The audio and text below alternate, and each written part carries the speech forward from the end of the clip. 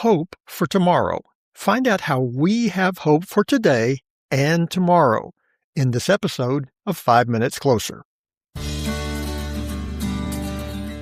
I'm Vaughn Weatherford, and this is 5 Minutes Closer. For the next 5 minutes, let's explore some biblical truths and apply them to your life. No podcast, including this one, can transform your life or give you what you really need. Only Jesus can do that. You can find out why in what I've called the first five episodes of 5 Minutes Closer. Each following episode explores scriptural truths that, if you follow them, will bring you 5 minutes closer to the person God created you to be. Let's see if we can get you 5 minutes closer. Catherine Marshall, the author of the beloved book Christy, describes how her husband Peter woke up one morning with chest pain. He left their home in an ambulance, reassuring his wife with the words, "I'll see you in the morning." By 8:30 that morning, Peter Marshall had gone to be with the Lord, leaving a young wife and child. Catherine came to understand that her husband's promise still held true. She would see him on that morning when she stepped into heaven. Her book about her husband's life and her journey after his death went on to encourage millions of people around the world. In John 16, Jesus has told his disciples that the time has come for him to go to the cross, but he doesn't leave them without hope.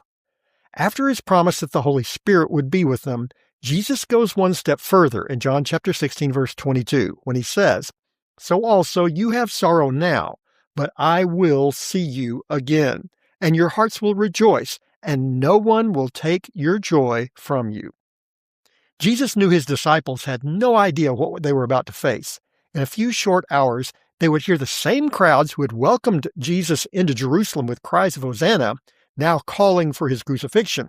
Here's what he said in verse 20, "Truly, truly, I say to you, you will weep and lament, but the world will rejoice. You will be sorrowful, but your sorrow will turn into joy." The disciples would watch as the lifeless body of Jesus was laid in a borrowed tomb. It would be devastating. They were done. You've probably been there. The world has come crashing down on top of you. You lost your job. Your doctor gave you a terrible diagnosis.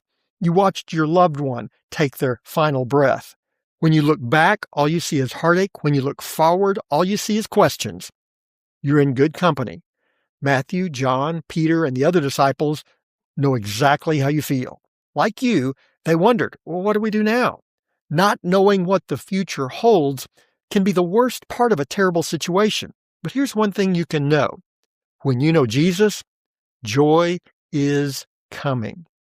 Jesus didn't ignore the sorrow the disciples would face. He fully acknowledges their pain as he compares it to childbirth in verse 21. When a woman is giving birth, she has sorrow because her hour has come. But when she has delivered the baby, she no longer remembers the anguish for joy that a human being has been born into this world. A mother goes through terrific agony in the process of giving birth, and Jesus is describing a time before hospitals, birthing rooms, and epidurals. Still, all that agony turns to joy the minute the new baby arrives. I've never given birth personally, but I was there when it happened. The fact that there are multiple children in households around the world seems to indicate the validity of Jesus' illustration. The joy of a new child far outweighs the agony of birth. Jesus wanted the disciples to understand that the agony he and they would experience on the day of the cross would be terrible, but it would be completely overshadowed by the joy of the resurrection. That's what we celebrate as believers. This world has so much grief, hatred, injustice, hunger, disease, and so much more. Jesus' resurrection provides the ultimate victory, the ultimate joy. We can live in hope. We know what the future holds. The sorrow we face in this world is temporary. The joy we know because Jesus lives is eternal. Live in that hope, because now you're 5 minutes closer. My prayer is that these 5 minutes have challenged you, inspired you, and caused you to consider applying God's message for your life from His Word. To find out more, visit our website at 5minutescloser.com. Join me next time to see if we can get you 5 minutes closer.